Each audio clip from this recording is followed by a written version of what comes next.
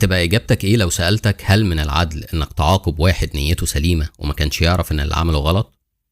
في مبدأ قانوني ثابت بيقول لا يعذر المرء بجهله، ومعناه إن الجهل مش عذر. لو عملت حاجة غلط حتى لو مش عارف إنها غلط هتتحاسب عليها. سايق في بلد تانية وعملت حاجة غلط وفقا لقانونها هتتحاسب عليها. لأن لو سيبنا الدنيا سداح مداح كل واحد يعمل حاجة غلط يقول ما أنا ما كنتش عارف، فالجهل كده هيبقى مفيد لصاحبه أكتر من العلم. ده احنا كلنا نبقى جهلة أحسن وأسهل بقى. في بداية معرفتي بالمبدأ ده كنت فعلا شايفه قاسي وغير عادل، لكن بغض النظر على اللي أنا شايفه مع المواقف والوقت أدركت إنه قاعدة كونية ثابتة وواضحة في الدنيا وفي نظام الكون.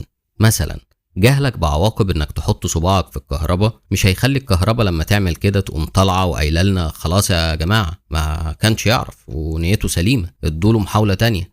لا، هتتكهرب، عارف او مش عارف هتتكهرب.